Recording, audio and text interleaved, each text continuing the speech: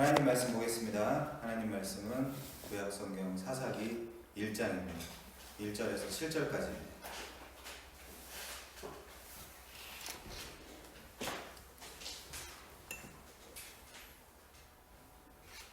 구약성경 사사기 1장 1절에서 7절까지입니다. 제가 봉독해 드리겠습니다.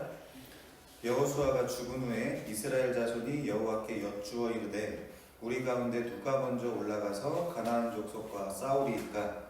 여호와께서 이르시되 유다가 올라갈지니라. 보라, 내가 이 땅을 그의 손에 넘겨 주었노라 하시니라. 유다가 그의 형제 시므온에게 이르되 내가 제비 뽑아 얻은 땅에 나와 함께 올라가서 가나안 족속과 싸우자. 그리하면 나도 내가 제비 뽑아 얻은 땅에 함께 가리라 하니 이에 시므온이 그와 함께 가니라. 유다가 올라가며 여호와께서 가나안 족속과 브리스 족속을 그들의 손에 넘겨주시니 그들이 베색에서 10,000명을 죽이고 또 베색에서 아도니 베색을 만나 그와 싸워서 가나안 족속과 브리스 족속을 죽이니 아도니 베색이 도망하는지라. 그를 쫓아가서 잡아 그의 엄지손가락과 엄지발가락을 자르매 아도니 베색이 이르되 옛적에 70명의 왕들이 그들의 엄지손가락과 엄지발가락이 잘리고 내 상아래에서 먹을 것을 줍더니 하나님이 내가 행한 대로 내게 갚으심이로다 하니라. 무리가 그를 끌고 예루살렘에 이르렀더니 그가 거기서 죽었더라. 아멘. 사사기 두 번째 시간입니다. 지난주에 우리는 여호수아가 죽은 후에 그들에게 왕이 없으므로 자기 소견에 옳은 대로 살았던 이스라엘의 실존에 대해서 살펴보았습니다. 자신이 왕이 되어 사실상 하나님과 상관없는 삶을 살았던 이스라엘을 폭로하고 고발하는 내용이었죠. 그리고 그것은 신명기 31장에 미리 예견되어 있었던 문제이기 때문에 전체 지평에서 생각하면 어쩌면 이것은 당연한 것이라고 말씀을 드렸습니다. 하나님은 그들을 그런 현실에다가 가두어 두셨고요. 로마서 11장 32절이죠. 그들로 하여금 자신을 깊이 바라보게 하여 율법 아래에 있는 자들의 현실이 그리스도라는 왕을 필요로 할 수밖에 없는 절박한 모습이다라는 걸 다시 한번 상기시켜 주셨던 것입니다. 그들뿐만 아니라 우리에게도 사실상 그것은 마찬가지죠. 그래서 그들에게 가장 필요한 것은 그들이 독자적으로 하나님 말씀에 순종하고, 이게 우리가 착각하는 겁니다. 하나님께 최선을 다해서 자기 행위로 나아가는 것이 아니라 왕이 지금 필요하다는 것을 폭로하고 고발하기 위한 목적으로 사사기가 우리한테 주어져 있다라고 말씀을 드렸습니다. 사람들이 신앙생활을 단단히 착각하고 있는 것은 마치 자신이 하나님의 말씀과 하나님의 뜻에 따라서 살 수 있다라고 생각하는 건데, 그것이 종교죠. 종교, 마루종 가르칠 교, 산 마루의 꼭대기에 올라가는 가르침을 종교라고 합니다. 그러나 성경은 너에게는 왕이 필요하다고 지금 말하고 있어요. 그래서 우리가 믿는 신앙의 내용은 하나님이 우리와 성령의 형태로 함께 하시면서 함께 하시는 그 하나님의 힘으로 사는 것을 신앙생활이라고 합니다. 하나님은 왕자에만 앉아 계시고 우리는 어떻게든 그의 기준에 맞도록 내가 최선을 다해서 사는 게 신앙생활이 아니에요. 그게 종교입니다. 그렇게 생각하고 살다 보니 때로는 지쳐서 나가 떨어지고 혹은 여전히 그 착각 가운데서 스스로를 정죄하고 또 나아가 남을 정죄하는 삶을 살게 되는 것이죠. 그러다 그렇게 말라비틀어진 표면적 신자가 되어가는 것입니다. 끝내는 자신을 합리화하면서 가면을 주워쓰고 온통 좋은 신자인 양 연극을 하게 되는 것이죠. 그게 우리 한국교회의 현실이 아닌가 싶습니다. 그래서 이 구약 초반의 성경들은 왕이 필요하다는 것을 절감시킬 목적으로 주어진 책이에요. 그래서 우리는 반드시 그걸 공부해야 되는데, 우선 모세, 여호수아보다 더 뛰어난 영원한 왕이 인간에게 필요합니다. 여러분, 그 왕이 누구죠? 히브리서 3장 6절에 보면 모세와 그리스도를 비교하는 문맥에서 그리스도는 하나님의 집을 맡은 아들이다 라고 추켜 세우고 있고요. 바로 이어서 히브리서 4장 8절에서 만일 여호수아가 그들에게 안식을 주었더라면, 안식 못 줬다는 얘기거든요. 그 후에 다른 날을 말씀하지 아니하셨으리라. 그 후에 다른 날은 십자가로 완성되는 복음의 성취의 날이 되겠죠. 그렇게 말씀하시면서 14절에는 뭐라고 되어 있냐면요, 그러므로 우리에게 큰 대제사장이 계시니 승천하시니 곧 하나님의 아들 예수시라 라고 히브리서가 증언하고 있는 것을 보게 됩니다. 그리고 히브리서의 문맥은 자연스럽게 7장으로 넘어가면서 1절에 이렇게 나와 있어요. 살렘 왕이며 지극히 높으신 하나님의 제사장으로서 멜기세덱을 소개하면서요, 그리스도와 방불한 인물을 등장시킵니다. 여러분, 이것이 거시적인 성경의 안목이거든요. 문맥이고요. 그래서 성경은 인류에게 바로 지금 이 왕이 필요하다, 이 왕이 필요하다라는 것을 사사기부터, 아니 사실상 창세기부터 끊임없이 폭로해주고 있는 것입니다. 그리고 성경을 적는 히브리서나 요한의 계시록 같은 데서도 반복해서 너희들은 왕이 필요하다 라고 말씀해주고 계신 것이죠. 오늘은 좀 본문을 다루겠습니다. 오늘 본문 사사기 1장 1절에 보면 여호수아가 죽은 후에로 이렇게 시작을 합니다. 그리고 마지막 절에는 이스라엘에 왕이 없으므로 자기 소견에 옳은 대로 살았다라는 표현으로 그들을 고발하며 끝나죠. 지난주에 말씀드린 대로 중간의 내용은 왕이 필요하다라는 이 현실을 드러내야 돼요. 그래서 모세, 여호수아 이후 그들에게 명징한 지도자가 없는 이 현실 속에서 본문 1절에 보면 여호수아가 죽은 후에 여호와께 이스라엘 자손이 여호와께 여쭈어 이르되 우리 가운데 누가 먼저 올라가서 가나안 족속과 싸울까요? 라고 물어봅니다. 창세기가 끝나고 출애굽기가 원어로 보면 그리고 그 이름들이다 이제 이런 식으로 그리고로 연결되어 있는 것처럼 여호수아가 죽은 후에도 또 뭔가가 일어나요. 다행인 것은 모세가 죽었다고, 그리고 여호수아가 죽었다고 구약이 끝나지 않았다는 것입니다. 역사는 실패하지 않았고 사실 실패하지 않을 것입니다. 왜죠? 하나님은 다시 역사를 만들어 가실 것이고 끊임없이 운행해 가시는 모습을 우리에게 계속 보여주셨기 때문이죠. 이것이 일종의 하나님의 신실성을 대변해주는 표현이기도 합니다. 그렇게 결과적으로 예수 그리스도라는 전 인류의 구원자가 역사의 전면에 등장한 그 이후의 시대를 사는 것이 바로 지금 우리의 신약의 성도들이죠. 그렇게 우리는 하나님께서 이 역사를 어떻게 다루셨는가를 볼 수 있게 되었습니다. 아무튼 여호수아가 죽은 후에로 시작하는 사사기는 당연히 여호수아랑 연결해서 읽어야 된다는 것을 가르쳐 준다고 했죠. 우리가 잘 알고 있는 것처럼 일찍이 아브라함을 통해서 언약을 하시고 그것이 430년 후에 때가 참에 하나님은 이스라엘을 모세에 의해서 출애굽을 시키셨고 광야 생활을 시켰습니다. 모세는 분명 일부의 모습이 그리스도의 모형으로서 이스라엘을 출애굽시킨 그 대역사에 관여했지만 가나안 땅까지 같이 가지는 못했어요. 이유는 그가 율법을 상징하기 때문에 그렇다고 말씀을 드렸죠. 모세 이후에 여호수아가 또 등장해서 이스라엘을 인도하여 요단강을 건너고 여리고성을 무너뜨리고 계속해서 하나님의 백성을 상징하는 이스라엘 12지파에게 이 약속의 땅 가나안을 분배해 줍니다. 그 주된 내용이 담긴 책이 여호수아예요. 어려울 거 하나도 없죠. 그런 의미에서 이 여호수아에서의 주제, 키워드는 에레츠, 땅인데 그 땅을 어떻게 취할 것이냐, 어떻게 분배할 것이냐가 하는 그 문제가 여호수아의 주제입니다. 그러니까 신약적으로 말하면 땅, 천국을 어떻게 얻을 거냐 이거죠. 우리 마태복음 5장 5절 한번 보고 넘어갈까요? 마태복음 5장 5절 산상수훈의 팔복의 문맥입니다. 5장 5절입니다. 온유한 자는 복이 있나니 그들이 땅을 기업으로 받을 것이오라고 해요. 이 땅은 뭘까요? 그런데 재밌게도 여기 원어로 보면 호, 개 이렇게 되어 있거든요. 호는 관사거든요.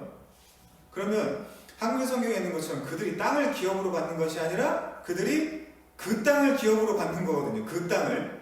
그러면 호라는 관사부터 정확하게 그 땅인데 그럼 그 땅이 뭘까요? 그 땅. 그 땅이 우리가 계속해서 구약이 가나안이 신약의 천국을 상징했다라고 말한 것처럼 바로 그 땅이에요. 천국이에요. 그 땅이. 이것은 소위 지금 팔복인데 심령이 가난한 자가 천국을 받고 애통한 자가 위로를 받고 온유한 자가 그 땅을 기업으로 받는다는 전부 다 하나로 연결된 이야기거든요. 물론 직역하면 온유하게 된 복 있는 자여라는 혹격이 맞거든요. 사실은 어쨌거나 온유를 조건으로 그 땅을 받는 것은 아닙니다. 왜냐하면 성경은 조건을 이야기하고 있지 않아요. 어쨌든 다윗도 시편 37편 11절에서 그러나 온유한 자들은 땅을 차지하며 풍성한 화평으로 즐거워하리로다 라고 말합니다. 그러니까 시편 37편은 땅에 대한 이야기가 굉장히 많이 나오는데 이 시편 37편에서 땅을 차지할 자들로 묘사된 자들이야말로 자신의 소유나, 나중에 읽어보세요, 조건으로 사는 자들이 아닌 여호와께 소망을 두고 여호와께 근거를 둔 소위 가난한 자들로 묘사되어 있어요. 시편 37편에 땅 이야기가. 그래서 구약에서는 이제 애국, 광야, 가나안으로 들어가는 것을 일종의 구원의 프레임으로 잡고 있고, 신약에서는 세상, 광야, 그리고 천국으로 가는 그 구조를 그리고 있습니다. 그런데 우선은 그 천국조차도 통치의 개념이라고 이해하셔야 된다라고 그랬죠. 구약에는 천국이라는 말이 없습니다. 말쿠투 엘로힘, 즉 하나님이 다스리시고 하나님이 통치하신다라는 개념이 있고, 신약에서도 하나님의 나라, 하나님의 통치가 임한다 라고 표현된 것이 천국이고, 그 자들이 결과적으로 훗날에 물리적인 어떤 공간적인 개념인 천국에 가는 것이겠죠. 두 그림이 다 있습니다, 성경에는. 그래서 우선은 지금 내가 그 킹덤 커밍으로서의 왕권의 통치, 하나님의 통치를 받고 있느냐를 살펴봐야 돼요. 내가. 그 자들이 신자예요. 교회 다닌다고 신자가 아니고. 제가 계속 말씀드리지만 이 땅에 존재하지만 밖에 통치를 받는 모임이 뭐라 그랬죠? 교회라 그랬죠. 에크칼레오, 에클레시아, 교회. 그래서 이 땅에서 존재하고 있지만 밖에 부름을 받고 밖에 뜻을 따라 살게 되는 자들, 그것이 교회입니다. 그러니까 그게 몇 명이나 되겠어요, 세상에. 우리가 교회 안에서 살펴봐도 그런 사람들이 몇 명이나 되겠냐고요. 그런데 온유한 자는 복이 있는데, 이 온유한 자야말로 그 땅을 상속받는데요. 이때 온유한 자라는 것은 어떤 착하거나 내성적이거나 따뜻하거나 하는 성품을 말하지 않거든요. 그러면 구원의 조건이 세상의 온유함입니까? 전혀 아니겠죠. 또 모세는 온유함이 지면에 승하다 그랬는데 왜 가나안 땅에 못 들어갔죠? 전혀 아니에요, 그런 게. 물론 그 이야기는 아니지만 아무튼 제가 최근 연속 강의했던 그 누가복음 시리즈에서 설명했던 것처럼 이 온유한 자라는 것은 사실상 푸토코스, 가난한 자라는 뜻입니다. 심령이 가난하고 애통하고 온유하고 의에 줄이고 목마른 이 팔복의 자연스러운 문맥이야말로 푸토코스, 즉 가난한 자가 받을 복, 가난한 자가 받을 기업에 대해서 이야기해주고 있는 거거든요. 부자 나서 기억나시죠? 그래서 마태복음 5장 5절에 번역된 이 온유한이라는 프라위스라는 단어는 70인역이라고 있어요. 그 70인역에서 19번이 사용되었는데, 근데 그에 상응하는 히브리어는 안이나 아나운데 그의 영어로 사용되었는데 다 어떻게 번역이 되어야 되냐면 억압받는, 가난한, 괴로움 당하는, 비천한, 낮은, 겸손한, 뭐 그런 뜻을 가지고 있습니다. 이 뜻이. 결국 성경에서 가난하다는 것은 돈이 없다는 얘기가 아니에요. 자기한테 아무런 조건이나 어떤 그런 근거가 없는 자들이라는 뜻입니다. 그게 온유한 자죠. 그래서 부자는 천국에 가기 어렵다라고 말할 때 그 부자는 우선은 돈이 많은 부자가 아닙니다. 자기에게 하나님께 나아갈 그 어떤 조건과 자격이 없음에도 스스로는 착각이죠. 자신은 멋지고 꽤 괜찮은 사람이어서 천국에 가는 것에 부족함이 없다라고 생각한 사람이 부자예요. 그래서 예수께서는 창녀와 세리들, 이 사람들이야말로 실로 가난하고 온유한 자들이죠. 영적으로. 그들하고 교제하시고 말씀도 나누고 하시는데 스스로를 부자라고 자처한 바리새인들이나 서기관들은 오히려 이들을 넘어서 예수께까지 비난을 했던 것입니다. 교제를 하고 식사를 한다고. 자신들이 하나님의 집 맡은 청지기라고 생각을 했지만 실제 때를 따라 하나님의 집에 양식을 나눠준 것은 예수라는 선한 청지기였어요. 그래서 부자와 나사로 때도 이야기했던 것 같은데 결국 부자는 지옥에 갔고 거지였던 나사로는 결국 아브라함 품 안에 안겼었죠. 아무튼 마태복음 5장 5절에서는 그 땅을 기업으로 받는다라고 이야기할 때 이 관사가 지시하는 땅은 정확히 가나안 땅입니다. 가나안 땅. 그 의미를 가지고 있어요. 그 가나안 땅을 분배하고 나누는 과정에서 가장 먼저 등장하는 사람 하나가 누구였을까요? 기생 라합이었죠. 기생 라합. 물론 이 기생이라고 번역된 짜나라는 히브리어는 창녀입니다. 창녀여야 신약 구약이 맞아요. 이 기생이라는 단어야말로 우리 한국어 성경이 번역된 것이 100년이 넘었잖아요. 그 전통이라고 이해할 수 있겠죠. 아무튼 이 라합이라는 한 개인에게서 볼 수 있는 것은 이 사람은 몸을 파는 창녀의 직업도 가졌지만 결국 가나안 입장에서 보면 어때요? 민족을 배반해서 땅을 받아가는 사람이기도 하죠. 세리의 역할도 하고 있는 거예요, 이 여자가. 말하자면. 그러니까 신약 성경에서 예수께서 즐겨 교제하셨던 창녀와 세리라는 직업을 구약에서 만족시킬 수 있는 아주 중요한 인물이에요, 이 여자가. 그래서 여호수아 2장 15절에, 이제 여호수아를 좀 볼 거니까 여호수아 표시고 한번 보십시오.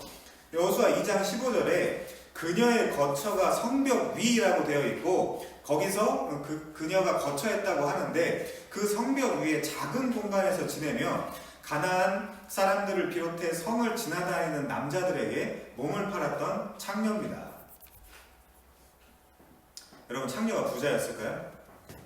부자가 뭐하러 그런 일을 하면서 살죠? 물론 최근 한 뉴스에 의하면 지금 시대는 고급 창녀가 수두룩하다라고 말합니다. 그 테헤란로 3.7km에 뭐 수백 개의 그 고급 그런 성매매 업소가 이제 즐비하다라고 하는데, 제가 그 뉴스에서 봤는데, 어쨌거나 이 지금 성경에서 이야기하는 이 창녀는 전혀 그런 의미로서의 창녀가 아니죠. 성경에서 말하는 오뉴, 아니, 아나오, 프라위스는 가난하다라는 뜻이고, 이들에게는 땅이 없고 근거가 없고 아무것도 가진 게 없다라는 뜻이에요. 그러니까 이런 사람들, 프라이스, 아나, 이제 온유한 사람이 바로 이 사람들이 되는 겁니다. 그래서 결국은 이들은 뭘 하겠어요? 이들은 뭘 해야 되겠어요? 결국은 하나님만 바라볼 수밖에 없는 사람들을 성경에서는 온유한 자라라고 표현을 하고 있는 거예요. 하나님만 바라볼 수밖에 없는 사람들. 그럼 여러분도 한번 생각해 볼까요? 가진 게 많으시죠? 그러니까 가진 게 많으면 하나님을 바라볼 마음이 생기지 않는 겁니다. 그 현실을 우리한테 고발해 주는 거예요, 지금. 반대로 생각해 봅시다. 하나님을 바라보고 있지 않으신가요? 그러면 현재 우리가 하나님만 바라보고 있나요? 그러면 어떻게 되는 거예요? 여러분들이 스스로 나를 점검해 볼 수 있는 것이죠. 그래서 기생 라합은 떼거리가 없고 가진 것이 없고 살아갈 근거가 없고 잔고도 없고 아무것도 없는 여자였어요. 그래서 하나님만 바라본 것입니다. 그것을 우리가 이해하기 좋게 이 한 내러티브로 늘려놓은 것이죠. 그녀는 바로 그 땅만 바라보았던 것입니다. 라합은. 그래서 이 세리요 창녀의 역할 둘 다 해내고 있는 바로 이 여자야말로 그리스도의 족보에 떡하니 올라가 있는 거예요. 그에 비해서 우리는 가진 것이 너무나 많은 것이죠. 그래서 하나님이 뭘 이용합니까? 고난을 주신다니까요.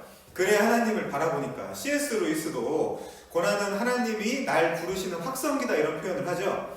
어쨌거나 고난이 오면 하나님이 지금 날 찾고 있구나 라고 생각하시면 되고, 내가 지금 평안해도 하나님이 나를 찾을 때가 되었구나 이런 식으로 생각해야 돼요. 신자는 내가 지금 어떤 상태에 있든지 간에 이런 영적인 위기의식을 가지고 하나님만 바라보고 사는 것이 성도죠. 물론 성도 한정입니다. 이런 이야기들은. 하나님이 불신자들을 뭐하러 괴롭히겠어요? 어차피 망할 것을. 그러니까 우리가 지금도 주변에서 게으르고 아무것도 안 하고 있는 이런 자들이 있잖아요. 결국은 또 하나님이 치실 것입니다. 하나님이, 제가 지난주에도 말씀드렸다시피 그게 사사기의 사이클이에요. 사사기의 본론에 들어가면 이제 우리가 아주 지리하고 지루한 그런 내용들을 계속해서 반복해서 봐야 되는데, 그 사사시대 한가운데 있던 또 다른 여자 누가 있었죠? 나오미가 있잖아요. 내 이름 부르지 마라. 듣기 싫다. 차라리 마라라고 불러라. 라고 했던 희락, 기쁨의 존재였던 그런 그 여자가 자기 이름을 마라로 바꿔줘라. 마라가 무슨 뜻이죠? 쓴물, 고통. 왜 그랬습니까? 남편부터 탈탈 털리고 다시 베들레헴으로 돌아왔거든요. 그게 사사기의 사이클입니다. 그 룻기의 일이 언제의 배경이라고요? 사사시대라고 되어 있잖아요. 룻기 1장 1절에. 그래서 사사기의 사이클은 죄를 집니다. 그러면 주변 이방인들로부터 침략이 와요. 여러분 현실이에요, 이게. 그럼 회개를 합니다. 그럼 하나님은 은혜를 베풀고 사사들을 통해서 구원을 해주세요. 그럼 또 등 따시고 배부른단 말이에요. 그러면 자연스럽게 하나님을 잊어버려요. 소위 부유한 상태가 되는 거죠. 그게 부유한 상태에, 그렇게 부유한 상태에 이르면 또 죄를 짓고, 그러면 또 저기 이 가나안 족속들이 이제 또 그들을 칩니다.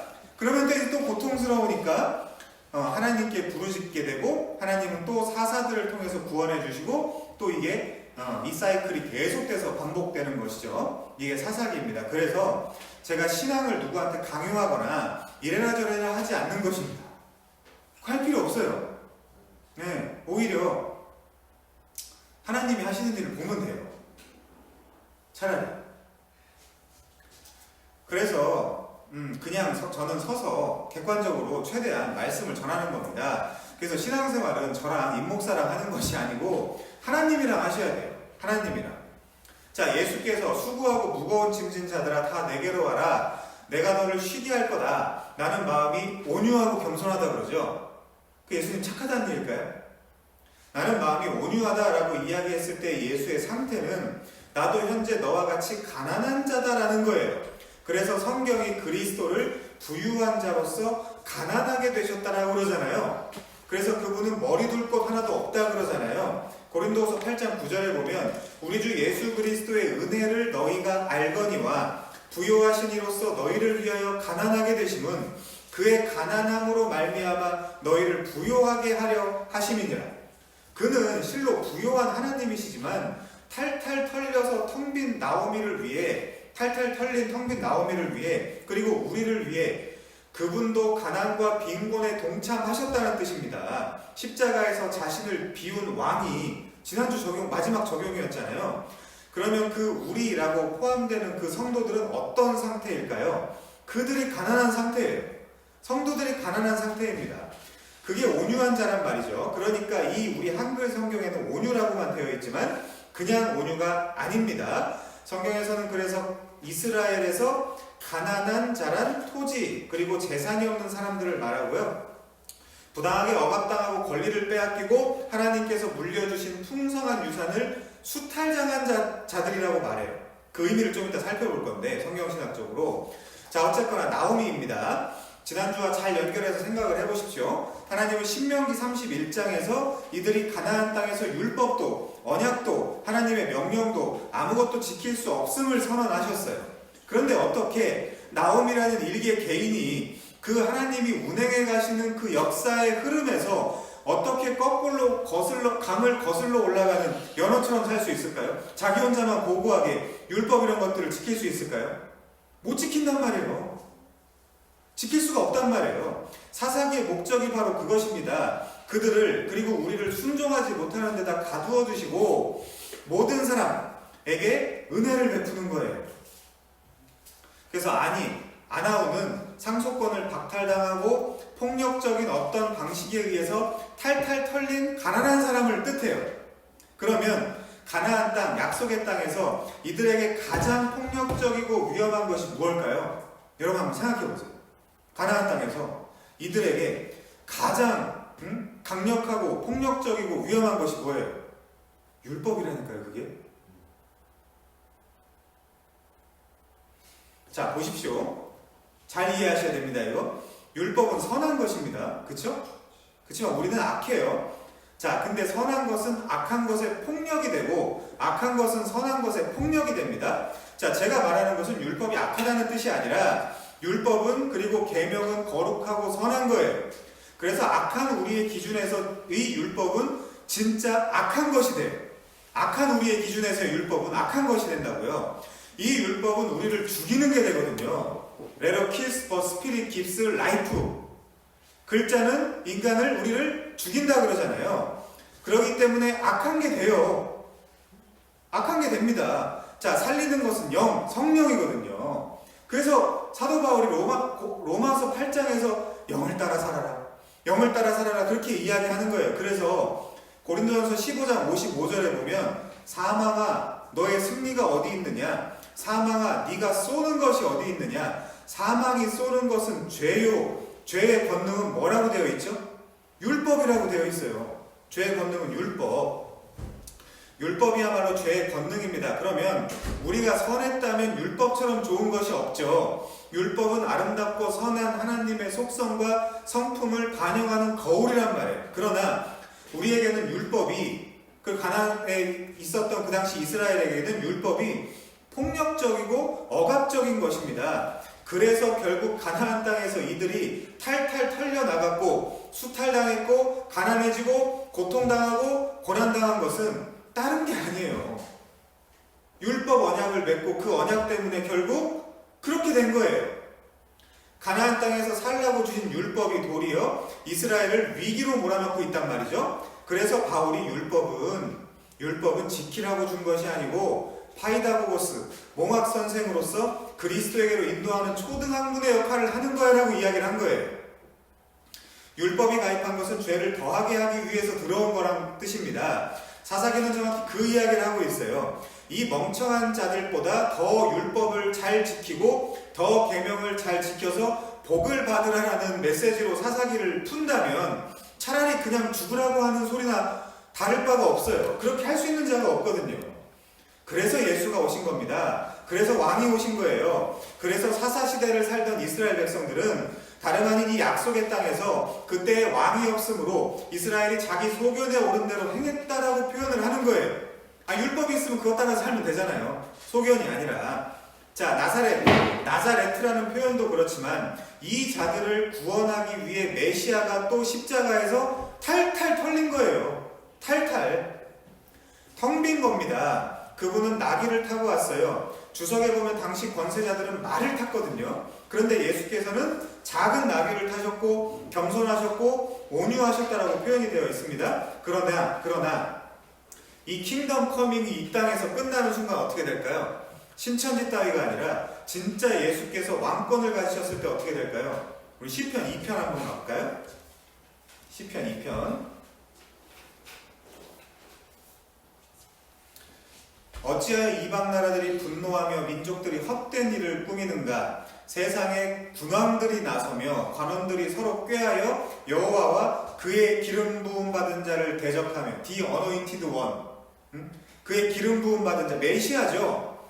우리가 그들의 맨 것을 끊고 그의 결박을 벗어버리자 하는도다. 하나님의 반응이 어떻습니까? 하늘에 계신 이가 웃으시며 주께서 그들을 비웃으시리로다. 그때의 분을 바라며 진노하사 그들을 놀라게 하여 이르기를 6절 잘 보세요. 하나님이 내가 나의 왕을 내 거룩한 산 시온. 자, 오늘 본문에서 유다가 어디를 찾죠? 시온을 찾아요. 예루살렘을, 헤브론을. 거기다가 왕을 세웠다 하시리로다. 제가 이렇게 연결하는 이유가 있습니다. 이따가 보면 아실 거예요. 7절 내가 여호와의 명령을 전하노라. 여호와께서 내게 이르시되 이 내게는 누구예요? 예수겠죠. 메시아. 너는 내 아들이라 오늘 내가 너를 낳았다. 내게 구하라. 내가 이방 나라들을 네 유업으로 주리니. 그들의 왕이 된다 그러잖아요. 아브라함, 이삭, 야곱의 언약의 내용이 네 자손이 그들의 왕이 될 거라 이렇게 돼 있잖아요. 네 유업으로 주리니 네 소유가 땅끝까지 이르리로다. 네가 철장으로 그들을 깨뜨리며 질그릇같이 부수리라 하시도다. 이 표현이 요한계시록 2장 27절에 그대로 나오거든요. 그런즉 군왕들아 너희는 지혜를 얻으며 세상의 재판관들아 너희는 교훈을 받을지어다. 여호와를 경외함으로 섬기고 떨며 즐거워할지어다. 12절 그의 아들에게 입맞춰라. 벌써 시편에서부터 그의 아들이 나온다니까요. 그의 아들에게 입맞추라. 그렇지 아니하면 진노하심으로 너희가 길에서 망하리니 그의 진노가 급하심이라. 여호와께 피하는 모든 사람은 다 복이 있도다. 그러니까 창녀 라합에게 주어지는 구원의 장면으로 여호수아는 시작을 하는 건데, 그런 창녀는 구원을 받고 그 반대로 세상 임금들은, 오늘 본문에 또 임금이 나오죠. 세상 임금이 아도니 베세, 아도니가 아도나이예요.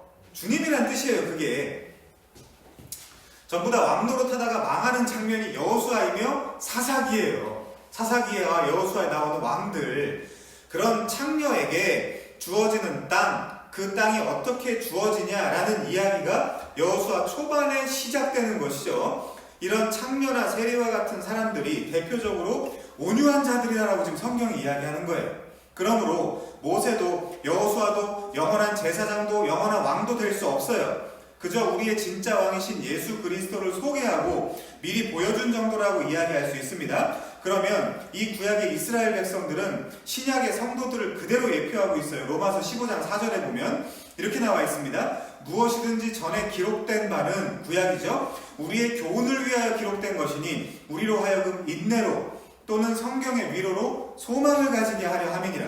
그래서 우리가 그들의 인생, 삶을 자세히 들여다보면서 그들 속에서 내 모습을 찾을 줄 알아야 되고, 이들에게는 왕이 필요했구나 라는 걸 발견할 수 있어야 돼요. 성경의 위로가 뭡니까? 인간들아, 메시아가 올 거야. 메시아가 올 거야. 왕이 올 거야. 왕이 탄생할 거야. 그러니 자연스럽게 성경의 목적과 의도대로 가고 있는 인간은 내게 왕이 필요하네요. 저야말로 그 왕이 절실히 필요한 사람이네요. 하나님, 제게도 그 왕을 허락해 주십시오라고 부르짖게 됩니다. 그것이 사사기와 성경 전체의 기록 목적이에요. 그중 사사기와 여호수아는 특별히 전쟁의 모티프로 우리의 신앙생활을 그려주고 있다라고 생각하시면 쉽습니다. 그렇게 땅을 찾는 내용이 기록된 것인데, 오늘은 땅을 찾는 것에 관해서 좀 이야기를 하려고 합니다. 자, 여호수아서를 펼치면 이스라엘 백성들이 애굽에서 나와서 가나안에 입성하는 내용이 담겨 있어요. 우리가 여호수아를 아직 강해를 안 하고 지금 사사기로 넘어왔기 때문에 이걸 좀 이야기를 해야 되는데, 그리고 이들은 가나안 땅에서 큰 전쟁 2가지를 치러요. 여러분들이 주일학교 좋은 데 나왔으면 이 이야기는 다 아실 거예요. 여러분이 잘 알고 있는 2 성을 점령하는 그런 내용의 전쟁이죠. 이들은 요단을 건너자마자 가나안 길목을 가로막고 있는 성이 하나 있어요. 그곳이 여리고성이죠. 여리고성. 그래서 이 가나안이 약속의 땅이고 삼중 구조로서 성막의 지성소를 상징하며 가나안 땅이 천국을 상징하고 있다면, 이 여리고성이야말로 이 이스라엘 백성이 반드시 넘어야 되는 산인 것이죠. 천국의 문을 누가 열어줘야 된단 말이에요. 그래서 성경은 예수께서 십자가에서 자기 몸이 찢김으로 인해서 뭐가 열렸다 그래요? 새롭고 살 길이 열렸다 그러죠. 그렇게 말하면서 성소의 휘장이 위로부터 아래로 찢겼다고 말합니다. 이게 다 연결되는 얘기거든요. 이 여리고 성을 점령하는 전쟁을 할 때 이스라엘은 자신들이 주도적으로 한 건 아무것도 없어요. 그냥 시키는 대로 돌았을 뿐이란 말이에요. 그리고 사실상 이 전쟁은 제사장들이 하나님의 명을 받아 언약궤를 메고 그들이 나팔을 분 것 때문에 그 성이 무너졌거든요. 이 이야기의 진위는, 그러니까 가나안 초입을 막고 있던 이 여리고 성을 무너뜨리는 것은 누가 했다라는 겁니까? 하나님이 했다라는 거예요. 그렇다라는 것은 이 언약궤를 맨 제사장이야말로 우리 주 예수 그리스도를 상징하고 있는 거거든요.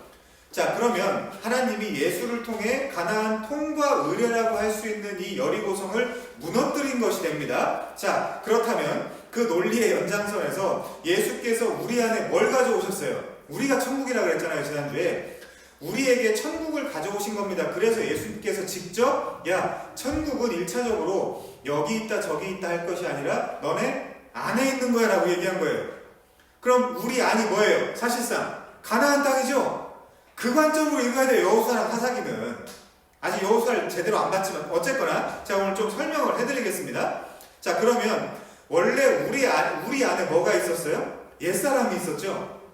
옛사람이 있었단 말이에요.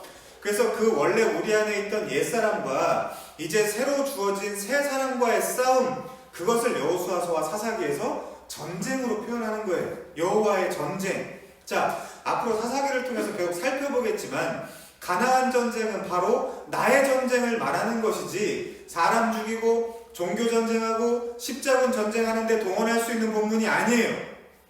가나안이 여러분 그 상식적으로 몇 족속으로 이루어졌다라고 보통 이야기하죠. 우리가 7족속이라고 그러죠. 그럼 신약으로 한번 생각해 보세요. 그 이야기가 어디 있지? 한번 생각해 보세요.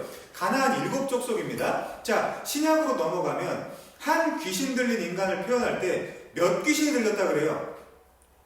7귀신이 들렸다 그러죠?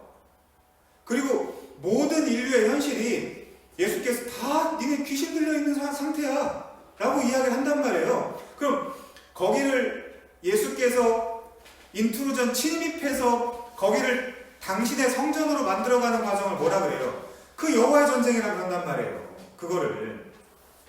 그래서 여기가 천국이에요.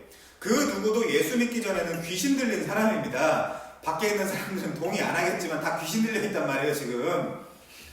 성경의 주장에 의하면 그렇다는 거예요. 자, 그런데 성령이 예수의 킹덤 커밍으로 말쿠투 엘로힘으로 톤 바실레이안 투 때우로 온통 귀신뿐인 내 안에 천국을 가지고 밀고 들어오는 것을 복음이라 그래요. 복음이라고. 그러므로 구원받은 이후에 내 안에도 계속해서 가나안 전쟁이 일어나고 있지 않다면, 즉 옛사람과 새사람의 전쟁이 일어나고 있지 않다면, 그래서 바울도 그러잖아요. 우리와 성령이 싸운다, 그런 표현 하잖아요. 그래서 또 애국 방식과 언약의 땅에서 사는 삶의 방식이 내 안에서 충돌하고 있지 않다면 구원받은 자가 아니에요. 그냥 교회 다니는 자죠. 교인이죠, 그냥. 그래서 이스라엘은 우리의 분명한 거울이에요. 그래서 이 이스라엘을, 이 전체 민족적 이스라엘을 나로 보면 돼요. 여호수아 사사기에서는. 그래서 가나안에 못 간 이스라엘은 우리의 옛사람, 1차 이스라엘 있죠? 걔네가 다 죽잖아요. 옛사람이 다 죽는 거예요. 그리고 여호수아 한 사람 때문에 가나안에 공짜로 들어간 이스라엘, 얘네가 1차 이스라엘에 비해 잘난 게 아무것도 없잖아요. 은혜로 들어가지. 대신에 그 은혜로 들어간 그 땅에서 뭘 해야 되냐? 전쟁을 해야 된다는 거예요, 지금. 그게 네 안에서 벌어지고 있는 전쟁이에요. 가나안 7 족속과의 전쟁. 자, 이런 것들이 새 사람을 상징하는 것이죠. 그리고 이 가나안 땅에 들어오자마자 지난주에 말한다시피 전쟁을 해야 된다라고 이야기했습니다. 그것이 신앙의 삶을 배우는 전쟁이에요. 여러분이 지금 그것을 겪어가고 있으니까 이렇게 힘든 거 아닌가요, 우리 삶이? 그래서 여러분들도 그렇고 뭐 사람들이 자주 하는 이야기가, 아니 그냥 처음부터 천국에 보내주지 뭘 이렇게 복잡한 일들을 하게 하셨냐, 그런 이야기들을 사람들이 하는 거거든요. 너무 힘드니까. 아니 근데 배우고 가야 돼요. 배우고 졸업학점 다 채우고 졸업장 받아서 가야 끝나는 것이지, 그런 면에서 볼 때 우리는 여전히 배워야 될 것이 너무 많다는 것입니다. 자, 어쨌거나 내 안에 천국이 이루어질 때 성령이 너와 뭐 한다고 그래요? 죄에 대해서, 의에 대해서, 심판에 대해서 싸우겠다 그러죠. 그 싸움이란 말이에요. 그 싸움, 그 전쟁이란 말입니다. 자, 여호수아와 사사기에 나타난 가나안 전쟁을 통해서 나를 볼 줄 모르면 진짜 성경을 잘못 보고 있는 게 돼요. 자, 우리 조금만 더 보십시다. 전쟁 이야기입니다. 여호수아 6장 18절이에요. 여리고성을 봤으니까 이제 남은 성 하나 또 봐야 될 거 아니에요. 자, 여호수아 6장 18절 이렇게 말씀하죠. 너희는 온전히 바치고 그 바친 것 중에서 어느 것이든지 취하여 너희가 이스라엘 진영으로 바치는 것이 되게 하여 고통을 당하게 되지 아니하도록 오직 너희는 그 바친 물건에 손대지 마라. 그 전리품 가운데 손대지 말라는 거예요, 하나님이. 여러분 이거 조금 복잡할 수 있는데 잘 이해하고 따라오셔야 사사기로 순탄하게 넘어갈 수 있습니다. 자, 이것은 너희의 전쟁이나 너희의 노력이 아니기 때문에 이 바친 물건, 이따 소개할 소위 헤렘에 대해서 관여하지 말라는 거예요. 너희가 헤렘에 대해서 관여하면 안 된다. 그건 하나님께 온전히 바친 물건, 바칠 물건이기 때문에 너네가 관여하면 안 된다라는 거예요. 근데 누가 관여하죠? 자, 헤렘이라는 것은 방금 말씀드린 대로 어떻게 번역이 되어 있냐면 바친 물건, 온전히 바쳐진 것, 완벽하게 진멸한 것 정도의 의미를 담고 있어요. 그게 누구여야 되는지를 한번 보시란 말이에요. 그런데 이 심상이 바로 다음 전투인 아이성 전투에서도 그대로 연결돼요. 아이성 전투의 주인공이 누구예요? 아간이잖아요. 아간이 왜 죽었어요? 나쁜 짓에서 죽었어요? 그게 아니란 말이에요, 사실은. 그런 인간적인 이야기를 하는 게 아니에요.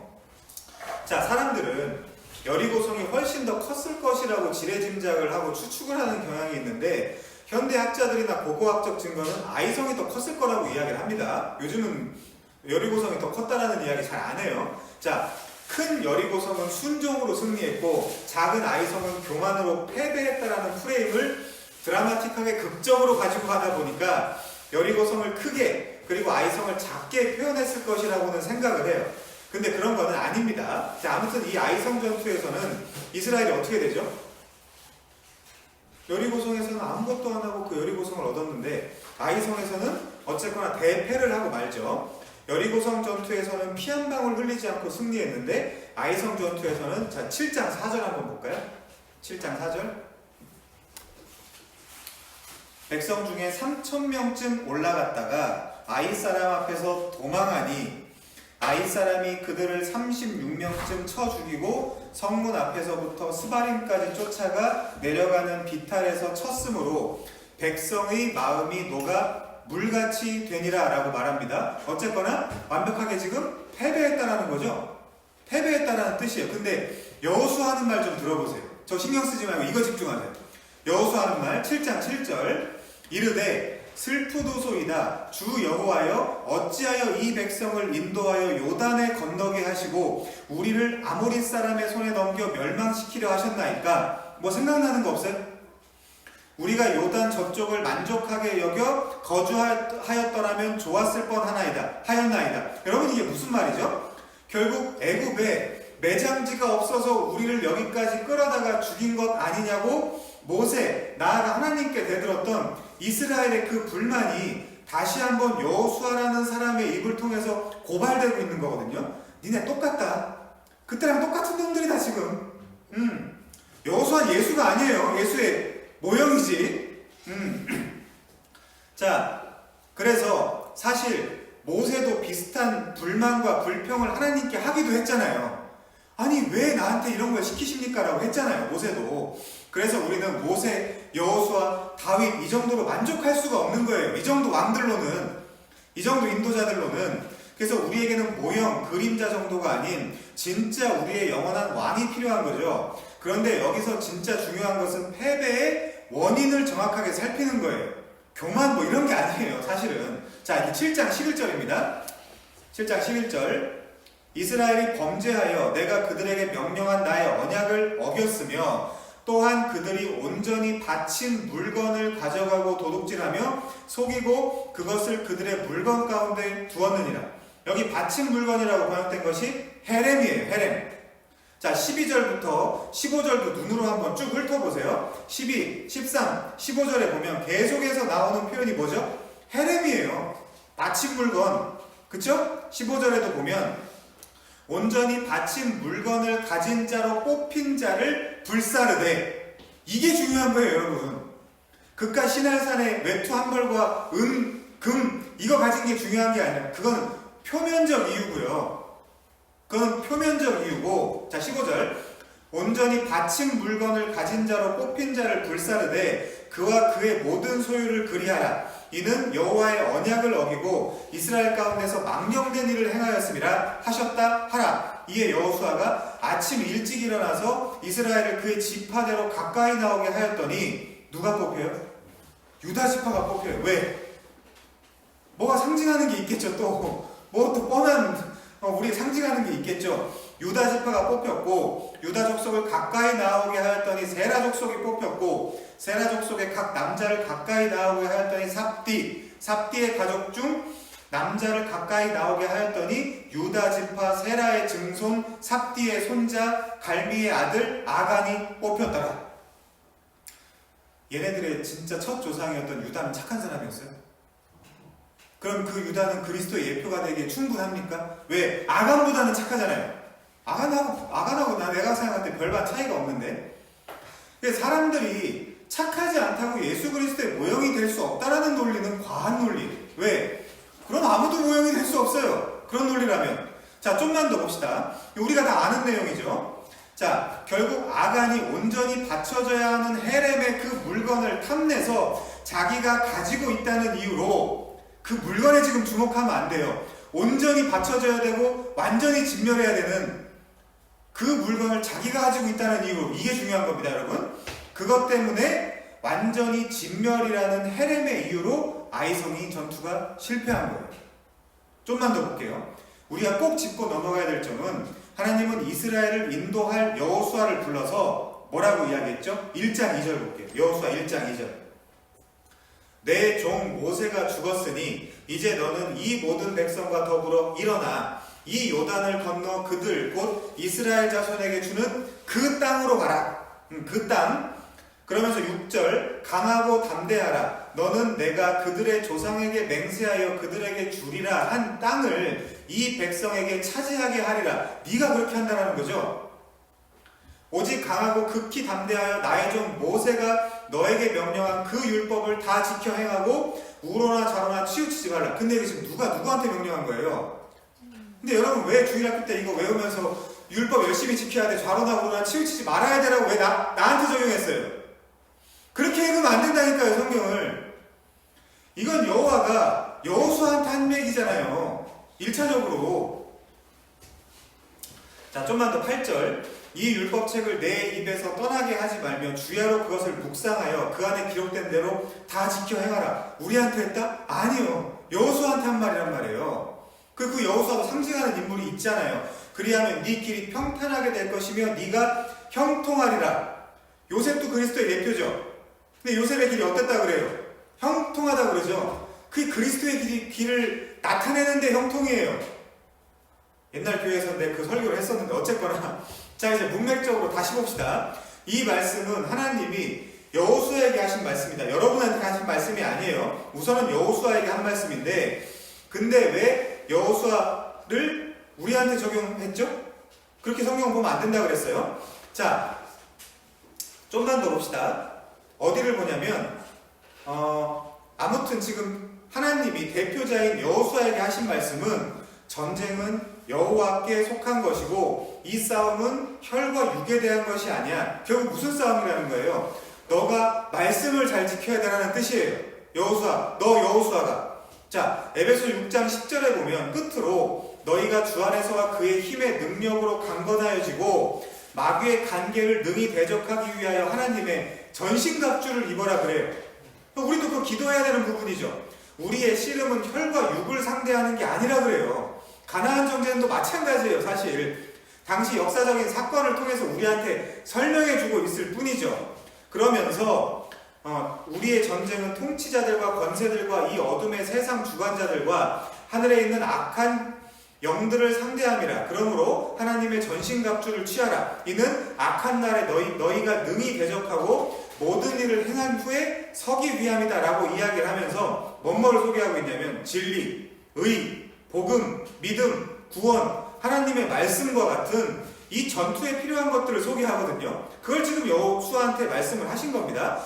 자, 마찬가지로 하나님이 가나안을 점령시키면서 지금 어떤 전략을 짜준다거나 무기 사용법을 알려준다거나 적의 약점을 전달해 주는 것이 아니라 인도자 여호수아에게 다른 것 다 떠나서 하나님을 신뢰하고 하나님을 의지하고 하나님의 명령에 따라야 된다라고 말씀을 해주고 있는 거예요. 그리고 그게 완벽해야 된다고. 그래야 전쟁에서 이길 수 있는 것이고 그렇게 여리고성을 점령했던 거예요. 바로 앞에. 그래서 여호수아와 사사기의 전쟁과 전투를 보면 웃기는 전쟁 방식들이 그렇게 많이 등장하는 거예요. 여러분 여호수아와 사사기에 나오는 전쟁 방식 얼마나 유치합니까? 읽어보셨어요? 나팔 불고 항아리를 부수고 횃불을 들고 나가고 이거 코미디죠. 이렇게 전쟁하는 사람들이 어디 있어요? 이게 정령 전쟁입니까? 그러니 자연인들이 볼 때 혹은 자연인들이 들을 때 어떻게 이 성경을 한 종교의 정경이라고 이야기할 수 있겠냐고. 자연인들이 볼 때, 똑똑한 자연인들이 볼 때. 지난주에 말씀드린 것과 같이 하나님은 이제 백성들 전체를 상대하시지 않아요. 대표자 한 사람을 상대하십니다. 왕하고만 상대하세요. 그리고 온전히 빈틈없이 그 왕의 길을 걸으신 분은 주 예수 그리스도밖에 없는 거죠. 이렇게 하나님의 전쟁은 사실은 순종의 전쟁이에요. 그 여부에 따라서 하나님은 대적을 이기도록 붙이기도 하시고 대적을 지도록 붙이기도 하십니다. 여호수아 사사기에. 그래서 어떤 때는 승리를 하게 하기 위해서 적을 이스라엘에게 붙이시고요. 또 어떤 때는 패배를 하기 위해 적을 이스라엘에게 붙여요. 원어가 똑같아요. 그런 반복되는 과정과 역사를 통해 우리를 가르쳐 가시는 것입니다. 결국 뭘 하려고요? 왕의 필요성을 하려고요. 아무튼 이 문맥에서, 이 전쟁의 문맥에서 문제가 되는 것은 아간이 진멸해야 되고 온전히 바쳐야 하는 이 헤렘을 자기의 사적 소유로 잘못 사용한 거예요. 다시 여호수아 6장 18절 볼게요. 너희는 바칠 물건을 스스로 삼가라. 너희가 바친 후에 그 바친 어느 것이든지 취하면 이스라엘 진으로 바침이 되어 화를 당하게 될까 두려워하노라. 완전히 진멸, 완전히 받쳐져야 한다는 거거든요. 그러니까 완전히 연기가 돼서 완벽하게 소멸이 되어야 된다는 뜻인데, 이제 7장 12절 보십시오. 7장 12절. 그러므로 이스라엘 자손들이 그들의 원수 앞에 능히 맞서지 못하고 그들 앞에서 돌아섰나니 이는 그들도 온전히 바친 것이 됨이라. 그 온전히 바친 물건을 너희 중에서 멸하지 아니하면 내가 다시는 너희와 함께 있지 아니하리라. 자, 여러분 핵심을 아시겠어요? 바친 물건이라는 것이 있지만 결국 지금 뻘소니파이하고 있는 거죠. 그들도 온전히 바친 것이 되는 걸, 바친 것이 돼야 된다고. 이거 이해해야 되는데, 바친 물건이 있지만 그들도 지금 사람을 이야기하고 있잖아요. 이스라엘 사람을. 얘네도 온전히 바친 것이 돼야 된다고요. 아니 그럼 어떻게 해야 돼요? 다 죽어야 되죠. 그 사람들 대신해서 지금 아간이 죽는 거예요. 아간 한 사람이.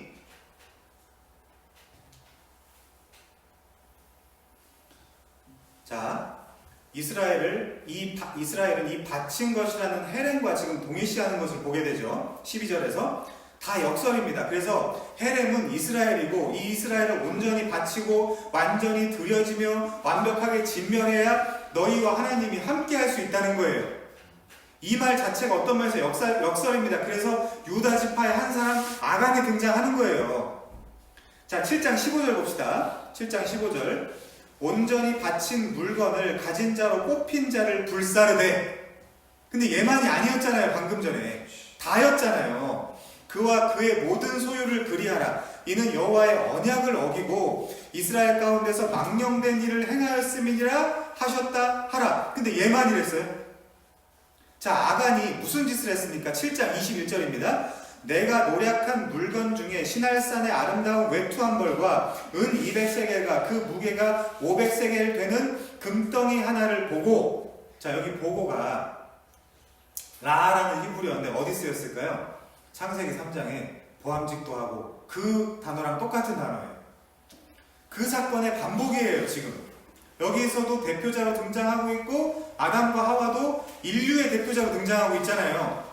사실상 그러니까 이스라엘 전체가 하나님 앞에 완전한 헤렘, 완전히 진멸된 자, 완전히 바쳐진 자가 되어야 되고 완전히 드려져야 되는데, 지금 성경은 그 모든 이스라엘을 아간 한 사람에게 투영하여 아간 한 사람을 그들의 대표자로 몰아가고 있는 것입니다. 아니 여러분, 여리고성을 지나면서 승전보가 울리는 그 승리의 전투 속에서 잘 생각해 보세요. 아간 한 사람만 전리품에 욕심을 냈다? 그렇게 생각하세요? 삼풍백화점이 무너져도 거기 들어가서 비집고 들어가가지고 뭐 지갑이니 뭐니 가지고 나오려고 하는 게 인간들인데, 여기서 아간 한 사람만 그 욕심을 냈을 것 같아요? 아니에요. 여러분, 인간을 그렇게 단순하게 보면 안 돼요. 그냥 아간은 대표자로 유다 지파에서 뽑고 뽑히는 지금 그 모형으로 드러나고 있는 거예요. 다른 모든 사람들은 순결한 순백의 마음으로 아무런 욕심이 없었다? 그 얘기가 아니란 말이에요. 그러니까 아간이 되지 마라, 그런 얘기가 아니란 말이에요. 어떤 목사님이 그런 설교 했잖아요. 나는 아간이 아니다. 너 아간이에요. 그런데 우리는 너무나 이 아간의 전리품 탈취 사건, 즉 헤렘의 사건을 어떤 프레임으로 보죠? 윤리와 도덕의 프레임으로만 보잖아요. 윤리와 도덕의 프레임으로만. 그것이 아니라 이스라엘 전체가 하나님 앞에 바쳐진 물건, 그리고 바쳐질 물건, 헤렘, 완전히 진멸해서 소멸되어야 될 존재로 소개되고 있다니까요. 그런 그들 중에서 재수없게가 아니죠. 뽑고 뽑혀서 아간이 뽑힌 거예요. 그래서 보암직도 하고 먹음직도 하고 지혜롭게 할 만큼 탐스러웠던 선악과를 아담과 하와가 먹음으로써 인류 전체를 대표했던 것과 똑같이 이 아간이라는 사람도 이스라엘 전체를 대표해서 그들 대신에 바쳐져야 될 죄인으로 등장하고 있다는 이야기입니다. 여호수아 7장 16절 볼게요. 16절부터 18절. 이에 여호수아가 아침 일찍 일어나서 이스라엘을 그의 지파대로 가까이 나오게 하였더니 유다 지파가 뽑혔고, 유다 족속을 가까이 나오게 하였더니 세라 족속이 뽑혔고, 세라 족속의 각 남자를 가까이 나오게 하였더니 삽디가 뽑혔고, 삽디의 가족 중 각 남자를 나오게 하였더니 유다 지파의 세라의 증손이요 삽디의 손자요 갈미의 아들인 아간이 뽑혔더라. 자, 이 사사기의 저자는 이 뽑힌 아간을 유다 지파에서 마치 선별해서 한 사람을 선택하는 것처럼 묘사하는데 그게 아간이죠. 자, 7장 1절 이스라엘 자손들이 온전히 바친 물건으로 말미암아 범죄하였으니 이는 유다 지파 아까 그 얘기죠. 그러니까 여호와께서 이스라엘 자손들에게 진노하시니라. 뭐예요? 한 사람이 범죄했는데 왜 여호와께서 이스라엘 자손들에게 진노하죠? 대표자라니까요. 대표자. 요 아간이라는 사람에게 이스라엘 전체를 투영하고 투사해야 돼요. 나는 상관이 없어. 나는 아간처럼 훔치지 않았기 때문에 나는 아간이 아니야. 이건 사사기를 읽는, 여호수아를 읽는 방법이 아니에요. 자, 그 당시 모든 사람이 죄를 범하였음에 하나님의 영광에 이르지 못할 상태였어요. 그 이스라엘 전체가. 그래서 그 전체 이스라엘의 상태를 한 사람 아간에게 몰아주고 있고요. 자, 로마서 5장 19절 보시면 한 사람이 순종하지 아니함으로 많은 사람이 죄인 된 것 같이 한 사람이 순종하심으로 많은 사람이 의인이 되리라. 정확히 첫째 아담과 둘째 아담에 대한 이야기지만 지금 사사기는 그 아담에 대한 이야기를 반복해서 등장시키고 있다라고 그랬잖아요. 보암직하다 이것이 그 시날산의 외투 한 벌이라는 표현을 써가면서 자, 그런데 놀라운 건 아간 한 사람이 범죄를 했습니다. 그래서 모든 이스라엘이 다 저주를 받아요. 그런데 또 아간 한 사람이 죽었어요. 그 한 사람이 심판을 당했습니다. 그런데 이제 이 아간 한 사람의 죽음 때문에 드디어 아이성 전투가 승리로 끝나는 거예요. 여호수아 7장 25절 가볼게요. 7장 25절 여호수아가 이르되 네가 어찌하여 우리를 괴롭게 하였느냐 여호와께서 오늘 너를 괴롭게 하시리라 하니 온 이스라엘이 그를 돌로 치고 물건들도 돌로 치고 불사르고 그 위에 돌무더기를 크게 쌓았더니 오늘까지 있더라. 여호와께서 그의 맹렬한 진노를 그치시니 그러므로 그곳 이름을 오늘까지 아골골짜기라 부르더라. 자, 물론 아간은 자기 범죄 때문에 죽은 것이 맞습니다. 그러나 이 아간을 성경은 유다 지파 중에서 뽑고 또 뽑았다고 말해요. 그래서 이 아간은 철저한 죄인을 상징하는 동시에 그리스도를 상징하고 있는 인물이에요. 예수님은 이 세상 모든 죄인들 중에 제물로 뽑히고 뽑힌 무죄한 분이잖아요. 이 아간 한 사람이 죽어서 또 다른 수많은 아간들이 죽어야 될 죄가 덮여지는 십자가 사건이 이 아이성 전투 속에 녹아져 있는 것이에요. 계시록 5장 5절에 보면 유다 지파의 사자 다윗의 뿌리가 이겼다. 그분이 두루마리와 7인을 떼실 수 있는 유일한 분이다라고 말해요. 그래서 그 유다가 오늘 본문에도 나타나고 있고 멜기세덱을 소개하고 있는 히브리서 7장 14절에도 우리 주께서는 유다 지파로부터 나신 것이 분명하도다라고 말하고 있는 거예요. 그래서 성경은 놀랍게도 이 고통의 눈물의 아골골짜기를 훗날에 이렇게 묘사합니다. 아가서에도 있지만 호세아 2장 14절에 보면 내가 그를 타일러 거친 들로 데리고 가서 말로 위로하고 광야라 그랬죠. 거기서 비로소 그의 포도원을 그에게 주고 아골골짜기로 소망의 문을 삼아 주리니 그가 거기서 응대하기를 어렸을 때와 애굽 땅에서 올라오던 날과 같이 하리라. 그 뭐예요? 괴로움과 고통의 골짜기, 아골골짜기가 소망의 문이 되는 원리가 유다 지파의 사자요 다윗의 뿌리로 오신 우리의 왕 예수 그리스도의 죽음으로 죽음을 이기신 결과로 나타난다는 것입니다. 그래서 아간의 죽음으로 이스라엘이 아이성 전투에서 다시 승리하게 되죠. 자, 여호수아 8장 18절입니다. 여호와께서 여호수아에게 이르시되 네 손에 잡은 단창을 들어 아이를 가리키라. 내가 이 성읍을 내 손에 넘겨주리라. 여호수아가 그의 손에 잡은 단창을 들어 그 성읍을 가리키니. 자, 24절 볼게요. 24절 이스라엘이 자기들을 광야로 추격하던 모든 아이 주민을 들에서 죽이되 갑자기 역전됐어요. 그들을 다 칼날에 엎드려지게 하여 진멸하기를 마치고 온 이스라엘이 아이로 돌아와서 칼날로 죽이매 그날에 엎드려진 아이 사람들은 남녀가 모두 12,000명이라. 아이 주민들을 진멸하여 다치기까지 여호수아가 단창을 잡아 든 손을 거두지 아니하였고 오직 모세 같죠. 오직 그 성읍의 가축과 노력한 것은 여호와께서 여호수아에게 명령하신 대로 이스라엘이 탈취하였더라. 자, 이렇게 아이성 전투가 아간 한 사람의 죽음으로 승리의 결말을 가져오는 걸 보게 됩니다. 다시 말씀드리지만 이 아간은 유다 지파의 사람이었고 예수 그리스도의 모형이었어요. 자, 아이성 전투의 결말을 좀 볼까요? 여기서도 십자가 사건이 좀 있는데 여호수아 8장 28절입니다. 여호수아 8장 28절 재밌는 얘기예요. 이에 여호수아가 아이를 불살라 그것으로 영원한 무더기를 만들었더니 오늘까지 황폐하였으며 그가 또 아이성의 왕을 저녁 때까지 나무에 달았다가 해질 때에 명령하여, 어디서 봤어요? 그의 시체를 나무에서 내려 그 성문 어귀에 던지고 그 위에 돌로 큰 무더기를 쌓았더니 그것이 오늘까지 있더라. 그때 여호수아가 이스라엘의 하나님 여호와를 위하여 에발산에 한 제단을 쌓았다. 여러분, 아이성이 어떻게 되었죠? 아이왕이 여호수아가 아이를 불살라서 영원한 무더기를 만듭니다. 아간도 그렇게 됐죠? 그 후에 아이왕을 저녁까지 나무에 매달았다가 해가 지자 그 시체를 나무에서 내려 성문 어귀에다가 던져버리고 그 위에 돌로 큰 무더기를 쌓아요. 돌무덤에 갇힌 것입니다. 말하자면 자, 신명기 21장 22절에 보면 사람이 죽을 죄를 범해 네가 그를 죽여 나무 위에 달거든 그 시체를 밤이 되기 전에 내리라 그래요. 저녁을 넘기지 않고 당일에 장사해야 너희가 기업으로 받은 이 가나안 땅 약속의 땅이 더럽히지 않을 것이라는 겁니다. 그리고 나무에 달린 자는 율법에 의하면 분명 하나님의 저주를 받은 자예요. 그렇다라는 것은 이 아이 왕은 하나님의 저주를 받은 자가 맞습니다. 왜요? 나무에 달렸기 때문에. 그는 물론 그의 죄를 짊어지고 하나님의 저주를 받았어요.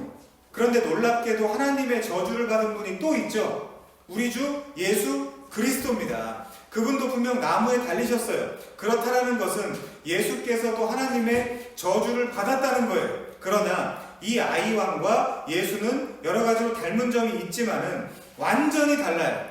예수께서는 자신의 죄를 짊어지고 하나님의 저주를 받아 십자가에 달린 것이 아니에요. 갈라디아 3장 13절 그리스도께서 우리를 위하여 저주를 받은 바 되사 우리를 위하여예요. 율법의 저주에서 우리를 속량하였으니 기록된 바 나무에 달린 자마다 저주 아래 있는 자라 하였음이니라 라고 말하고 있죠. 그분이 하나님의 저주를 받은 것은 우리를 위하여 라는 이유 때문에 그렇죠. 그리고 또 아이왕과 예수의 다른 점이 있습니다. 여호수아 8장 29절에 보면 아이왕의 무덤은 분명 오늘까지 있다 그래요. 아간의 무덤도 그렇죠. 자, 아무리 기록 당시라 할지라도 우리는 충분히 그의 생은 거기서 끝났다라는 것을 유추할 수 있어요. 그러나 예수의 무덤은 어떻죠? 어디에 있습니까 지금? 없어요. 고고학자들과 호기심쟁이들이 바로 여기가 예수의 무덤이다, 바로 여기가 예수의 무덤이다라고 지금까지 떠들고 있지만 예수께서는 진즉 부활하셔서 하나님의 영광 안에 들어가셨습니다. 그리고 그분은 우리의 왕이 되셨어요. 예수의 무덤은 사흘 후에 즉각적으로 열려버렸어요. 예수께서는 죽기까지 순종하심으로 우리의 불순종을 덮으셨습니다. 바로 이런 것들이 모세나 여호수아나 아간이나 아이왕과 우리 주님의 명백한 차이예요. 아이를 다스리던 왕은 왕이 될 수 없어요. 우리의 왕은 오직 우리 주 예수 그리스도입니다. 연결해서 오늘 본문 2절 3절 좀 봅시다. 오늘 본문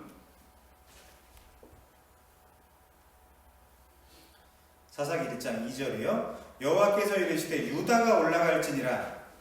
누가 올라갈까요? 유다가 올라갈지니라. 여러분 연결되죠? 네. 보라 내가 이 땅을 그 손에 넘겨주었노라 하시니라. 넘겨줌, 붙이심.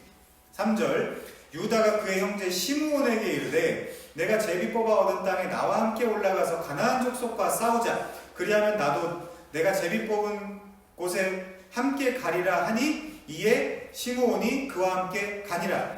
여러분 왜 유다가 올라갈지니라고 했을까요? 하나님이 거기서 메시아가 나오니까.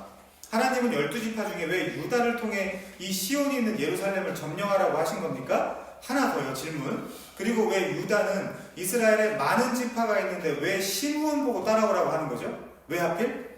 자, 첫 번째 질문은 왜 유다냐? 두 번째 질문은 왜 시므온이냐입니다. 제가 시간을 내서 유튜브에 있는 사사기 설교들도 다 들어보고 서점에 있는 책들도 다 읽어보고 그렇게 하면 오히려 유다를 비판하는 내용이 더 많아요. 불순종했다고. 아니, 여호와께서 시키지도 않는 일을 하고 있다고 지금 유다를 비판하는 내용이 주를 이룹니다. 왜 뜬금없이 시므온을 데리고 가냐 이거죠. 그러면서 우리는 그렇게 하지 말자라는 아주 유아기적 수준의 적용을 해요. 제가 절대 하면 안 된다라는 적용이 바로 그런 겁니다. 지난주에 말씀드린 대로 사사기의 의도와 전혀 상관없는 예증적이고 적용적인 이야기들을 해요. 자, 2절을 유심히 다시 한번 보시면 이미 여호와께서 유다에게 이 땅을 그의 손에 넘겨주었다라는 표현이 있어요. 이것은 전쟁을 하기도 전에 이미 이겼다는 뜻입니다. 그 이미 이긴 싸움에 시므온더러 같이 가자는 것이죠. 자, 유다와 시므온에 대해서는 창세기의 그 배경이 좀 깔려 있거든요. 유다와 시므온을 창세기의 문맥에서 재평가를 해봅시다. 창세기 49장입니다. 우선 유다입니다. 유다에게는 어떤 특징이 있을까요? 창세기 49장 8절이에요. 유다야, 너는 내 형제의 찬송이 될지라. 네 손이 네 원수의 목을 잡을 것이요 내 아버지의 아들들이 내 앞에 절하리로다. 그 형제들 이야기하는 거죠. 유다는 사자 새끼로다. 내 아들아, 너는 움킨 것을 찢고 올라갔도다. 그가 엎드리고 웅크림이 숫사자 같고 암사자 같으니 누가 그를 범할 수 있으랴. 주가 유다를 떠나지 아니하며 통치자의 지팡이가 그 발 사이를 떠나지 아니하기를 실로가 오시기까지 이르리니 그에게 모든 백성이 복종하리로다. 왕이란 얘기죠. 그의 나귀를 포도나무에 매며 그의 암나귀 새끼를 아름다운 포도나무에 맬 것이며 또 그옷을 포도주에 빨며 그의 복장을 포도즙에 빨리로다. 그의 눈은 포도주로 인하여 붉겠고 그의 이는 우유로 말미암아 희리로다. 자, 유다는 다른 형제들의 왕이 되어 홀과 지팡이, 왕들이 사용하는 겁니다. 그걸 들고 그리스도가 오실 때까지 그 메시아 역할을 담당하는 지파가 이 다름 아닌 유다 지파예요. 아까 찾아본 바와 같이 모세, 여호수아, 멜기세덱으로 자연스럽게 이어지는 히브리서 7장의 문맥은 이런 선구를 소개합니다. 한번 보실 분은 보세요. 히브리서 7장 14절.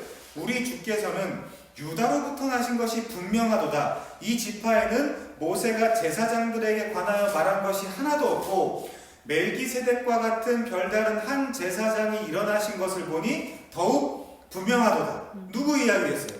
예수 이야기예요. 그리고 이 유다 지파를 통해서 이스라엘 왕 예수께서 나귀를 타고 옷을 포도주에 빨고 피 흘리시잖아요. 그를 통해 왕권을 가지신다는 것이 예언이 되어 있어요. 그런 의미에서 오늘 이 유다 지파를 통해 예루살렘, 헤브론을 점령하는데 이 유다 지파는 메시아이신 예수 그리스도를 상징하고 있어요. 자, 그럼 다음 바로 위요. 창세기 49장 5절이에요. 시므온과 레위는 형제요 그들의 칼은 폭력의 도구로다. 내 호나 그들의 모의에 상관하지 말지어다. 내 영광아 그들의 집회에 참여하지 말지어다. 그들의 분노대로 사람을 죽이고 그들의 혈기대로 소의 발목 힘줄을 끊었음이로다. 그 노여움이 혹독하니 저주를 받을 것이요 분기가 맹렬하니 저주를 받을 것이라. 내가 그들을 야곱 중에서 나누며 이스라엘 중에서 흩으리로다. 그래서 결과적으로 진짜 얘네들은 흩음을 당하기도 하거든요. 중간중간에. 자, 자신의 분노를 참지 못하고 할례라는 그 귀한 언약의 징표를 이용하여 살인을 저지르고 하나님과 하나님의 선물조차도 마음껏 이용해 먹은 자의 전형이 누구예요? 시므온이에요. 그리고 그게 누구예요? 납니다. 나예요. 그래서 시므온 지파는 이스라엘 중에 종종 흩어지는 저주를 받아요. 칼이 너네를 지배할 거야 이러잖아요. 너네들은 잔해하는 칼의 도구다 이렇게 이야기하잖아요. 그 시므온이, 그 시몬 베드로가 나중에 칼 가지고 말고의 귀를 자르고 막 그러는 거예요. 그때 예수님이 뭐라 그래요? 칼로 망한 자는 칼로 망할 거야. 그렇게 하면 안 돼. 라고 말씀을 하시기도 하시죠. 자, 그런데 이 시므온에게 한 가지 놀라운 점이 있습니다. 얘는 늘 유다 지파와 함께 한다는 거예요. 여호수아 19장 1절 한번 가볼까요? 얘는 늘 유다 지파를 졸졸 따라다닙니다. 여호수아 19장 1절이요. 둘째로 시므온 곧 시므온 자손의 지파를 위하여 그들의 가족대로 제비를 뽑았으니 그들의 기업은 유다 자손의 기업 중에서라. 꼭 따라붙는 애들은. 이렇게 시므온 지파는 여호수아에서부터 이미 유다 지파의 잉여분을 챙겨가며 공짜로 살아가는 이의 모습을 보여줘요. 사사기에서도 마찬가지예요. 앞으로 보겠지만 오늘 본문도 가만히 보시면 유다 지파가 하나님의 뜻에 의해서 가나안과 전쟁하며 헤브론 예루살렘을 얻으려 가는데 이 유다는 시므온을 달고 간단 말이에요. 이게 만약에 여러분 잘 생각해보세요. 잘못된 일이라면 하나님께서 또 전에 아이성에서 보여준 것 같이 이들을 전쟁에서 패배하게 만들어야 될 거 아니에요. 그래야 적어도 일관성이 있죠. 그런데 그런 말은 없습니다. 그리고 유다 지파가 이 전쟁에서 승리하는 동안 시므온이 활 하나 쏘았다는 기사가 없어요. 얘는 아무것도 안 해요. 여호수아 당시와 마찬가지로 이 시므온은 유다 지파에게 찰싹 달라붙어서 끊임없이 그의 잉여 공덕을 타먹고 사는 다름 아닌 교회의 전형의 모습으로 등장하고 있죠. 자, 여러분, 예수께서 태어날 당시에 시므온이라는 사람이 이렇게 묘사되어 있습니다. 누가복음 2장 25절이요. 한번 보실 분들 보세요. 예루살렘에 시므온이라는 사람이 있으니 왜 하필 얘죠? 왜 하필 얘죠? 이 사람은 의롭고 경건하여 이스라엘의 위로를 기다리는 자라. 성령이 그 위에 계시더라. 자, 이 시므온이 아기 예수가 태어나자마자 28절이요. 시므온이 아기를 안고 무슨 뜻일까요? 이가 날 구원해 줄 분이구나. 유다 지파의 자손이구나. 시므온이 아기를 안고 하나님을 찬송하여, 찬송이 유다죠. 이르되 주제여 이제는 말씀하신 대로 종을 평안히 놓아주시는도다. 붙잡은 적 있어요? 없어요. 다만 너는 이 의미, 시므온은 이 유다 지파를 졸졸 따라다녀야 된다는 그 의미를 감지하고 예수가 태어나서 시므온 족속뿐만이 아니라 모든 족속에게 은혜를 베푸는 것을 보여줄 때까지 거기 붙어있으라는 뜻이에요. 그러니까 이제 종을 놓아주시는도다. 붙잡은 적 없다니까요. 30절이요. 내 눈이 주의 구원을 보았사오니 이는 만민 앞에 예비하신 것이요. 그렇죠? 그 얘기죠. 시므온만이 아니란 말입니다. 이방을 비추는 빛이요 주의 백성 이스라엘의 영광입니다. 뭡니까? 왕이 태어났다는 거예요. 만민의 왕이 태어났다는 거죠. 그래서 구레네 사람 시므온은 뭐예요? 나중에 물론 베드로도 그랬고 베드로도 칼로 말고의 귀도 쳤고 전에 그의 신앙 고백 위에 천국 열쇠도 받았고 성령의 인도하심을 받을 것이라는 예견도 받았고 이 구레네 사람 시므온도 시몬이거든요. 히브리어로 억지로 십자가 사역에 동참하잖아요. 예수의 십자가를 얘가 지고 가잖아요. 이 시므온이 예수의 십자가를 지고 간다니까요. 예수 어려울 때. 그리고 나서 훗날 선교사에게 엄청나게 크게 쓰임을 받죠. 어쨌거나 사사기는 지금 저주받아야 마땅한 그 시몬에게 그 저주를 뛰어넘는 은혜와 긍휼이 베풀어지고 있음을 보여주고 있어요. 그 모습이 그대로 지금 우리 교회를 상징하고 있는 것입니다. 교회가 잘나서 하나님의 백성이 된 것이 아니잖아요. 마찬가지로 바로 다음 성경 룻기도 사사시대에 분명 모압 사람은 저주를 받아 하나님의 백성에서 끊어져야 하는 율법이 있음에도 불구하고 모압 여자인 룻이 보아스는 어디 지파죠? 유다 지파잖아요. 보아스도 이 유다 지파인 보아스를 통해서 보리밭에서 추수를 당해서 그리스도의 족보에 오르는 은혜 이야기를 하고 있는 것입니다. 다 똑같은 이야기죠. 성경은. 그러니까 정확히 은혜의 이야기를 하는 책이 사사기란 말이죠. 자, 이제 본문 4절입니다. 4절. 오늘 본문 4절. 유다가 올라가며 여호와께서 가나안 족속 브리스 족속을 그들의 손에 넘겨주시니 그들이 베색에서 10,000명을 죽이고 시므온은 한 일 없습니다. 그저 유다가 한 공로를 그대로 가져가고 있어요.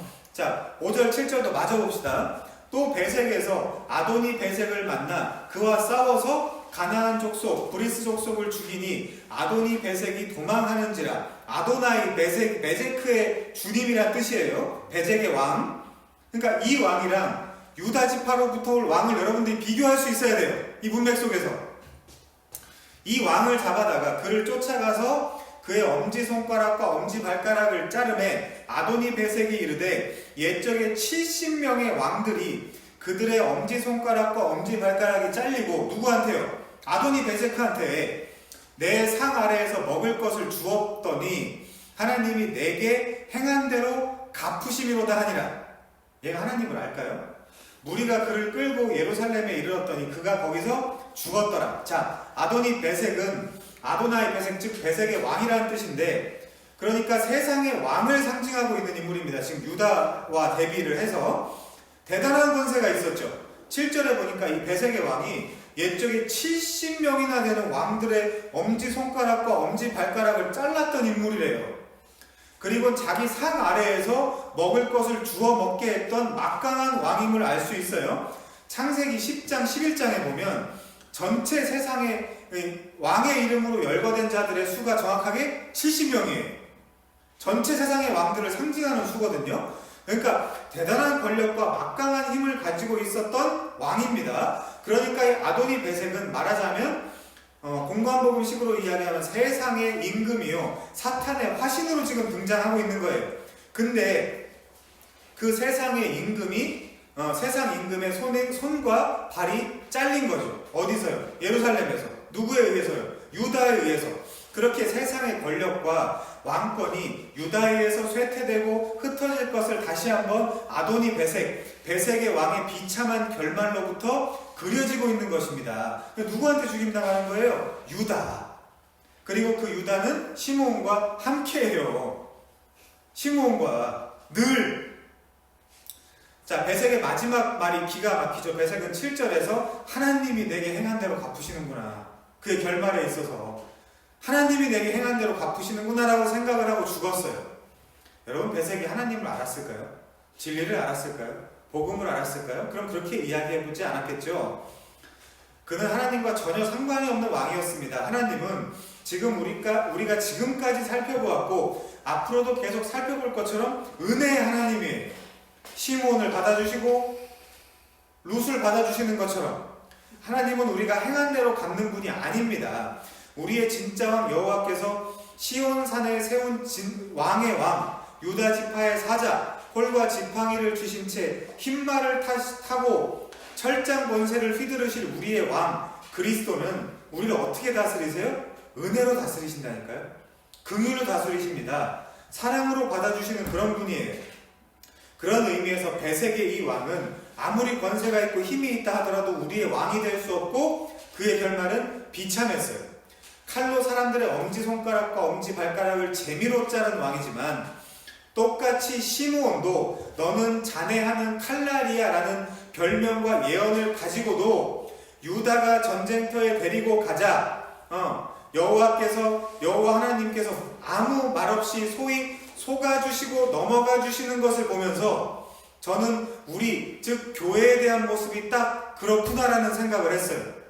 똑같잖아요. 시므온이 잔해하는 칼날이나 아도니 베섹이 칼날 가지고 사람들을 장난으로 죽인 거나 똑같은 모양 아닙니까 지금? 근데 왜 이 시므온에게만 은혜를 베풀죠? 이 시므온이야말로 동생이 당했을 때 행한 대로 갚아줬던 그런 인물이잖아요.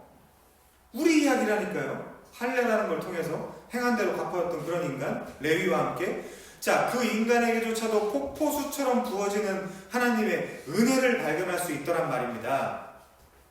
그 중에 유다가 시므온과 함께 연합해서 들어가서 승리를 쟁취하는 그림이 오늘 본문에 그려져 있는 거예요. 성경의 마지막은 유다의 사자가 시므온을 데리고 들어갈 그 예루살렘을 이렇게 묘사하고 있어요. 요한계시록 21장입니다. 1절 또 내가 새 하늘과 새 땅을 바라보니 처음 하늘과 처음 땅이 없어졌고 바다도 다시 있지 않더라. 내가 보매 거룩한 성 새 예루살렘이 하나님께로부터 하늘에서 내려오니 그 준비한 것이 신부가 남편을 위하여 단장한 것 같더라. 그러면서 여기는 사망과 애통과 눈물, 슬픔, 고통이 없는 땅이라 그러죠. 여러분이 베섹처럼, 이 아도니 베섹처럼 예루살렘으로 끌려와서 죽을 때 여러분의 생각이 주님은 행한 대로 갚아주시는 분이야라고 생각하고 예루살렘에 입성했다면 여러분은 영원히 죽는 것이고, 오히려 반대로 사사기의 기록 목적처럼 여기서 끝이 아니야. 나에게는 왕이 필요해. 그리고 그 왕은 내게로 오셨고 내 왕은 나를 은혜로 대해주시는 분이야. 그분은 나를 은혜로 통치하고 다스리고 계셔라는 믿음을 갖고 계시면 이 예루살렘에서 유다와 함께 예수와 함께 부활하는 것입니다. 마지막 하나만 볼까요? 요한계시록 22장 11절입니다. 불의를 행하는 자는 그대로 불의를 행하고, 더러운 자는 그대로 더럽고, 의로운 자는 그대로 의를 행하고, 거룩한 자는 그대로 거룩하게 하라. 보라, 내가 속히 오리니 내가 줄 상이 있어 각 사람에게 그가 행한 대로 갚아주리라.